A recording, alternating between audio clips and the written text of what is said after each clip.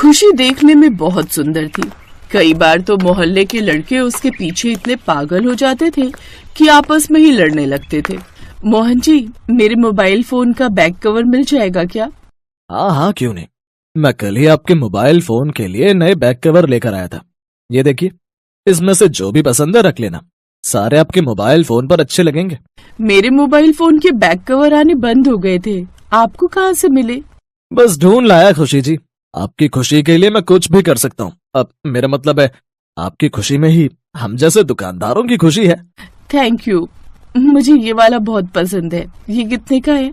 अरे कोई बात नहीं, ये मेरी तरफ से गिफ्ट है। नहीं नहीं, ऐसे मैं गिफ्ट नहीं ले सकती, आप बताइए तो कितने का है? जी 100 रुपए दे दो आप।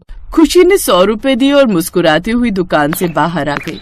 क्या हुआ, ले लिया कवर? हाँ भाभी, ये देखो, बस 100 रुपए में मिल गया। मोहन पैसे ही नहीं ले रहा था, जबरदस्ती दिए मैंने उसे। तुझे पता है तेरे से ये पैसे नहीं लेते हैं। अरे पागल है, सारे दुकानदार लड़की दिख जाए तो उसे ताड़ने की आदत है। खासकर तेरे पीछे तो ये सारे मोहल्ले के लड़के पड़े ही रहते हैं। सूरज बेटा, सूरज की धूप इतनी तेज है, दुकान के अंदर एयर कंडीशनर लगा हुआ है, तो यहाँ बाहर कुर्सी डालकर बैठा हुआ है। दुकान के अंदर क्यों नहीं बैठता? पापा आप जानते नहीं हो धूप में बैठना सेहत के लिए कितना फायदेमंद होता है। अरे मैं तो विटामिन ले रहा हूँ। पता नहीं कौन सा विटामिन ले रहा है। शर्मा जी ने जो केक ऑर्डर किया था वो भेज दिया? हाँ पापा भेज दिया।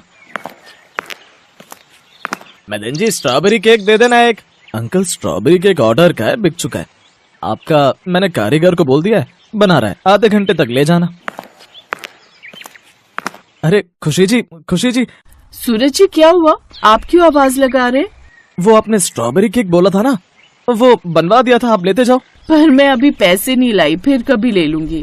कोई बात नहीं, पैसों की कोई जल्दी नहीं, आप ले जाओ, मैंने आपके लिए अलग रखा हुआ है। थैंक यू सूरज जी, मैं आपको कल पैसे दे जाऊंगी। अगर आप कहो तो मैं खुद ही आ जाऊंगा घर।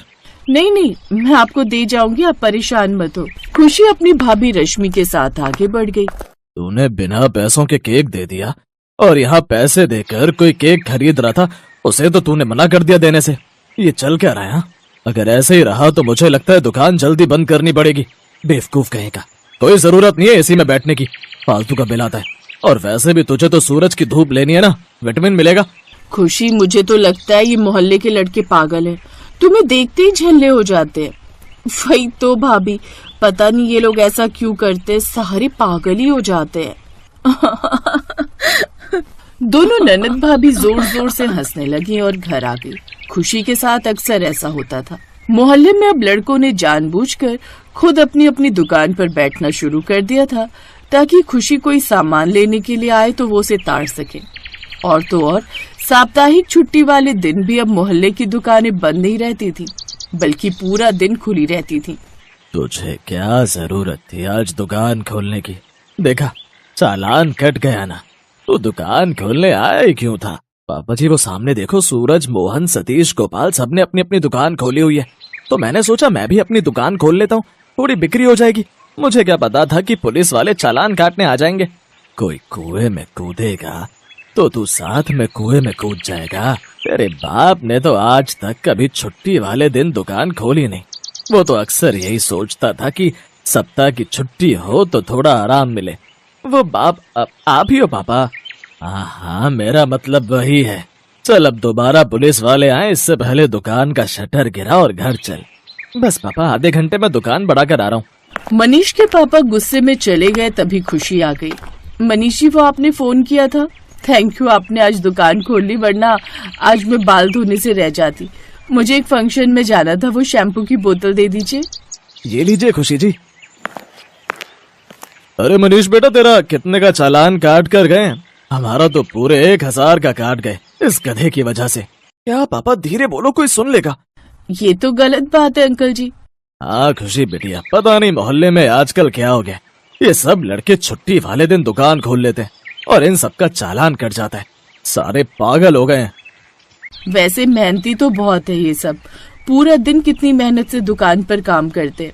कभी कभी गलती हो जाती है, इसलिए माफ कर देना चाहिए। मेरे कहने से गोपाल को माफ कर दो अंकल जी। थैंक यू खुशी जी। लड़कों के मन में ये चल रहा था कि आखिर खुशी इन सब में किस लड़के को पसंद करती है। इस बात पर उनमें बहस छिड़ जाती है। खुशी मुझे पसंद करती है। नहीं, वो मुझे देखकर मुस्कुराती है, वो मुझे पसंद करती है, मुझे ज्यादा करती है, अक्सर मेरी दुकान पर आती है। तुम सब गलत सोच रहे हो। खुशी मुझे पसंद करती है। अरे कैसी बच्चों सी बातें कर रहे हो। खुशी मुझे पसंद करती है। तभी खुशी की भाभी कुछ सामान लेने के लिए विकी की दुकान पर आती है। विकी, कल खुशी राशन लिखवा गई होगी, तुमने निकाल दिया क्या? हाँ सुनैना भाभी, पर आप राशन लेने आए हो, मतलब खुशी जी नहीं आई? नहीं विकी, अब खुशी कभी घर से बाहर नहीं निकलेगी। सुनैना की बात पड़ोस की दुकानों पर बैठे लड़कों के कानों तक पहुंच गई।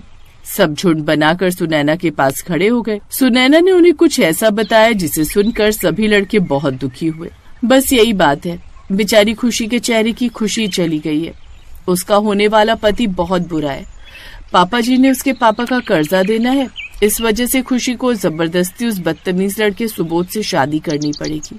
अब जब तक शादी नहीं होती, सुबोध ने खुशी को घर से निकालने के लिए बिल्कुल मना कर दिया। वो बहुत शकी किस्म का इंसान है। खुशी के भैया भी कुछ नहीं कर पा रहे, वो बिल्कुल अकेले पड़ गए। हम लोगों के पास इतने पैसे नहीं है कि हम सुबोध के पापा का कर्जा उतार सके। बेचारी खुशी को जबरदस्ती उससे शादी करनी पड़ेगी, जबकि खुशी अभी शादी नहीं करना चाहती थी। वो तो आगे की पढ़ाई करके वकील बनना चाहती थी। सुबोध उससे शादी करके गांव ले जाएगा। माँ जी, बाबूजी, खुशी के भैया सब बहुत परेशान हैं। अच्छा मैं चलती हूँ, शाम को सुबोध ने अपने मम्मी पापा के साथ आना है, उसके लिए खाना तैयार करना है।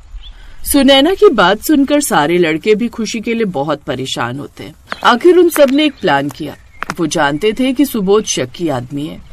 खुशी को उसके चंगुल से छुड़ाने के लिए मोहल्ले के वो 50 लड़के आपस में एकजुट हो जाते हैं। जो लड़के खुशी के लिए लड़ाई करते थे, आज खुशी को बचाने के लिए एक हो गए थे। शाम को जब सुबोध अपने मम्मी पापा के साथ खुशी के घर आया, तो 50 लड़के खुशी के घर पहुंच गए। खुशी, तुम मेरे होते हुए शादी कैसे कर सकती हो? तुमने तो मेरे से शादी का वादा किया था ना?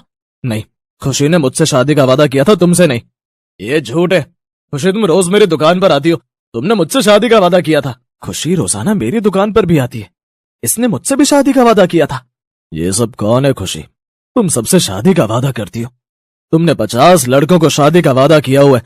मुझे ऐसी लड़की से शादी नहीं करनी पापा, जो लड़कों को अपनी सुंदरता दिखाकर फंसाते हैं। आपकी वजह से मैं अपनी लाइफ खराब नहीं करूंगा।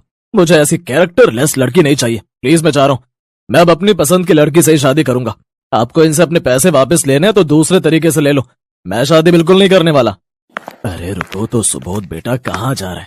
बड़ी मुश्किल से तो तेरी शादी इस लड़की से कर रहा था। कर्जा कल तक मिल जाना चाहिए, अब मेरे लड़के ने शादी करने से मना कर दिया, तो मुझे दूसरे तरीके से पैसे निकालने होंगे। मोहल्ले के लड़कों की वजह से खुशी की जिंदगी बर्बाद होने से बच गई, पर खुशी और उसके परिवार वाले हैरान थे कि मोहल्ले के लड़कों ने ऐसा क्यों किया। खुशी जी, आप सब घबराओ मत, ये एक ड्रामा था उन लोगों को यहाँ से भगाने का। हमारी वजह से खुशी जी को कोई परेशानी नहीं होगी। खुशी जी, हमें सुनैना भाभी ने बताया कि आप आगे पढ़ना चाहती हैं, अब आपको कोई परेशान नहीं करेगा। आप अपने तरीके से अपनी जिंदगी जियो। थैंक यू, आप सब ने मेरी इतनी मदद की। मोहन, सूरज, मनीष, विक्की, आप सब लड़कों ने मेरी बहन की जिंदगी बर्बाद होने से बचा ली। आप सबका बहुत बहुत धन्यवाद। जो लड़के कल तक खुशी को ताड़ने में लगे रहते थे, आज वही सब लड़के खुशी के सम्मान की रक्षा के लिए आगे आए थे।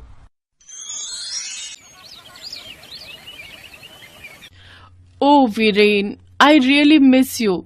तुम पक्का नेक्स्ट वीक मुझसे मिल रहे हो ना? रिचा फोन पर अपने बॉयफ्रेंड से बात कर रही होती है कि तभी उसकी भाभी अनीता झाड़ू पोछा लेकर उसके कमरे में आती है और रिचा गुस्से में चिल्लाते हुए उससे कहती है, आपको बिल्कुल भी अकल नहीं है क्या भाभी? बिना नॉक किए यूं किसी के कमरे में नहीं आना चाहिए। मैंने आपको आवाज लगाई थी और नॉक भी किया था दीदी, लेकिन आपने सुना नहीं, इसलिए मैं अंदर आ गई। आप थोड़ी देर के लिए बाहर चले जाइए, मैं यहाँ साफ सफाई कर देती हूँ। अच्छा, अब मैं क्या आपकी कहने पर आऊंगी जाऊंगी? ये मेरा घर है और मेरी मर्जी में कहीं भी जाऊं। अब जल्दी से साफ करो और हाँ, अच्छे से करना। ये कहकर रिचा बाहर हॉल में चली जाती है। रिचा एक बहुत ही घमंडी स्वभाव की लड़की थी। वो किसी से ठीक से बात नहीं करती थी और अपनी भाभी को तो बिल्कुल भी पसंद नहीं करती थी। एक रोज उसका आइसक्रीम खाने का मन करता है तो वो अपने भाई अनुज से कहती है, भैया मैं जानती हूँ आप अभी ऑफिस से आए, लेकिन मुझे आइसक्रीम खाने का बहुत मन है, आप ले आइए ना। लेकिन रिचा, तुम्हें जुकाम है और ऊपर से आइसक्रीम खाकर तुम्हारी तबीयत और खराब हो जाएगी। तो इससे आपको क्या, और आपको क्यों इतनी जलन हो रही है? आपके पति के पैसे खर्च हो रहे हैं क्या इसलिए? रिचा, ये क्या तरीका है अपनी भाभी से बात करने का? वो तुम्हारे भले के लिए कह रही हैं। हाँ रिचा, बहू ठीक ही तो कह रही है। मुझे किसी की नसीहत की जरूरत नहीं है। भैया, आप आइसक्रीम ला सकते हो तो लाओ, वरना मैं ही चली जाती हूँ। अच्छा रुको बाबा, मैं लेकर आता हूँ। माँ, मैं आइसक्रीम ले ही आता हूँ, नहीं तो ये नकचड़ी सारा घर सर पर उठा लेगी। कुछ देर बाद अनुज आइसक्रीम लेकर लौटता है। ये लो रिचा, ये तेरी आइसक्रीम, और अनीता ये तुम्हारे लिए। लेकिन तभी रिचा अनुज से कहती है, भैया मुझे ये आइसक्रीम नहीं खानी, मुझे वो वाली खानी है। लेकिन तुझे तो हमेशा से ये चोकोबार ही पसंद है ना? हाँ, लेकिन आज मेरा मूड नहीं है ये खाने का। मुझे तो वो भाभी की स्ट्रॉबेरी ही खानी है। अनीता प्लीज तुम इसे ये वाली दे दो यार, और इसे तुम खा लो, मैं तुम्हें फिर कभी खिला दूंगा। देखिए, अगर आप उसकी हर जिद ऐसे ही पूरी करेंगे तो कैसे चलेगा। चलो ठीक है, ये लो, खा लो मेरी आइसक्रीम। अनीता उसे अपनी आइसक्रीम दे देती है और इसी तरह रिचा अपनी भाभी पर किसी न किसी बात पर गुस्सा करती रहती। ऐसे ही समय बीता और अनीता गर्भवती हुई। अब घर में सब उसका खूब ख्याल रखते, सिवाय उसकी घमंडी ननद रिचा के। उसे तो बस अब भी अपनी ही पड़ी थी। ओफो भाभी, ये सुबह सुबह क्या बना कर रख दिया? मुझे नहीं खाने ये ओट्स, मेरा पास्ता खाने का मन है, वही बना कर लाओ। दीदी, आज मेरे पैरों में बहुत सूजन है, मुझसे ज्यादा देर खड़ा नहीं रहा जा रहा है, इसलिए मैंने यही बना दिया। वो सब मुझे नहीं पता, मुझे पास्ता ही खाना है। तू रहने दे बहू, मैं बना लाती हूँ। माँ, तुम्हें आता भी है पास्ता बनाना? रहने दो, एक्सपेरिमेंट करने की जरूरत नहीं है। भाभी, तुम यहाँ खड़ी खड़ी क्या कर रही हो? जाओ ना और पास्ता बना कर लाओ। जी दीदी। बेचारी अनीता फिर से रसोई में जाकर पास्ता बना कर लाती है। वो ऐसे समय में भी अनीता से ही काम करवाती थी। एक रोज कमला अपनी बहू और बेटी दोनों के लिए बाजार से सूट लेकर आती है, लेकिन इस बार भी रिचा अपनी चालाकी दिखाती है। माँ, ये कैसा रंग उठा लाई तुम? मुझे ये रंग बिल्कुल भी पसंद नहीं है, ये वाला भाभी को दे दो। और भाभी, जरा अपना सूट तो दिखाना। हाँ, ये रंग अच्छा है और ये सूट भी अच्छा है, मेरी पर्सनैलिटी को सूट करेगा। भाभी के काले रंग पर तो कुछ भी पहना दो, वो अच्छा लगेगा ही नहीं। अपनी घमंडी ननद की बात सुनकर अनीता को बहुत बुरा लगता है और उसकी आंखों में आंसू आ जाते हैं। रिचा अपना सूट लेकर वहां से चली जाती है। बहू, तू इसकी बातों का बुरा मत मानना, तू तो जानती ही है ना उसका स्वभाव कैसा है। ऐसे ही जब भी अनुज अनीता के लिए कोई फल लाता तो उससे पहले वो ही उसे खा लेती। रिचा सारा दिन अपनी भाभी को किसी न किसी काम के लिए बोलती ही रहती।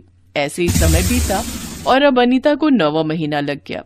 एक रोज अनीता अपनी ननद से, दीदी, माँ जी कीर्तन में गई हैं और अनुज जी की ऑफिस में जरूरी मीटिंग है, तो क्या आप मेरे साथ रूटीन चेकअप के लिए अस्पताल चलोगी? नहीं, बिल्कुल भी नहीं, मेरी पार्लर में अपॉइंटमेंट है, मैं वहीं जा रही हूँ। ये कहकर रिचा अपना बैग उठाकर जाने लगती है कि तभी सीढ़ियों से उसका पैर फिसल जाता है और उसे गहरी चोट आ जाती है। तो वहीं अनीता को भी लेबर पेन शुरू हो जाता है। दीदी, दीदी, हे भगवान, अब मैं क्या करूं? अनीता किसी तरह खुद को संभालती है, फिर अपने पड़ोसियों की मदद से रिचा को अस्पताल लेकर जाती है। डॉक्टर दोनों का इलाज शुरू करते हैं। रिचा की मरहम पट्टी के बाद वो डॉक्टर से पूछती है, डॉक्टर, मेरी भाभी कैसी है और उनका बच्चा? देखिए, हम पूरी कोशिश कर रहे हैं, आप हौसला रखिए। उन दोनों की खबर मिलते ही अनुज और उसकी माँ भी अस्पताल पहुंच जाते हैं। कुछ घंटों बाद अनीता एक प्यारी सी बेटी को जन्म देती है। रिचा अपनी भाभी से माफी मांगते हुए कहती है, भाभी मुझे माफ कर दीजिए, मैंने आपके साथ इतना बुरा किया, लेकिन फिर भी इतने दर्द में रहते हुए आपने मुझे अस्पताल पहुंचाया। कोई बात नहीं दीदी, मैं जानती थी एक दिन आप बदल जाएंगी। भाभी, अब आपको बिस्तर से जरा भी हिलने की जरूरत नहीं है, अब से आपकी ये ननद आपकी अच्छे से देखभाल करेगी। अरे वाह, मेरी घमंडी बहन इतनी बदल गई। फिर तो ये गुड़िया बड़ी ही भाग्यशाली है हमारे लिए, जो इसने आते ही अपनी बुआ को बदल दिया। बिल्कुल ठीक कहा बेटे, देर आए दुरुस्त आए। इस वीडियो को लाइक करें, हमारे चैनल को सब्सक्राइब करें, बेल आइकन जरूर प्रेस करें हमारी न्यू वीडियो सबसे पहले देखने के लिए।